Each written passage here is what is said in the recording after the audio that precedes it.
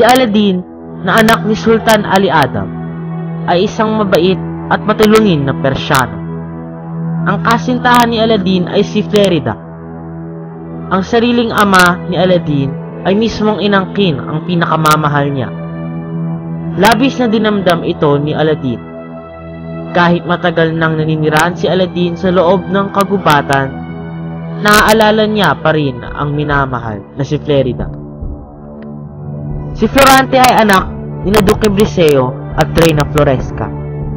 Siya ay taga-Albania, isang matapang, matalino, masipag at mapagmahal na anak si Florante.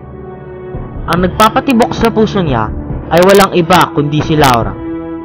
Tanging si Laura lamang ang nakapagpapasaya sa buhay ni Florante. Siya ang nagsisilbing buhay ni Florante sapagkat napakatatag ng pagmamahal ni Florante sa kanya. Si Laura, ang kasintahan ni Florante at anak ni Haring Linceo, ay isang maalahanin na babae sapagkat ang nakaraan nila ni Florante ay tunay na maganda.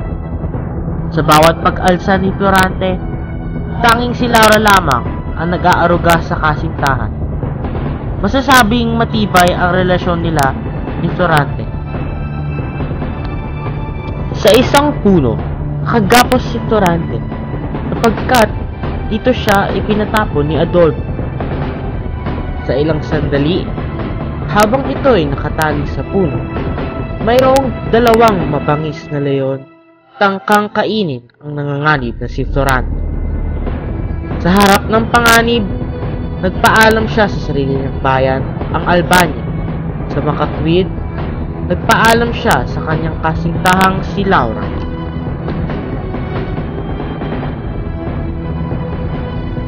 Laura, aking kinagagandahang kasintahan, ako'y nagpapaalam sa iyo. Naway maging masaya sa kahit anong gawin mo sa iyong buhay. Albania, bayan kong minamahal, maging mapayapa sana ang kalagayan ninyong ngayon ay totoo. Ako'y nagpapaalam sa alang-alang aking nasasakop.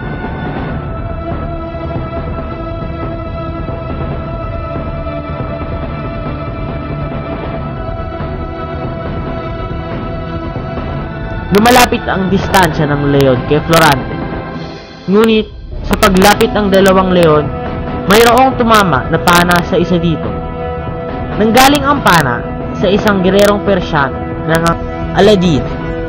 Si Aladdin, na anak ni Sultan Ali Adam, ay pinana ang isa sa mga leon at kinalaban ang natitira.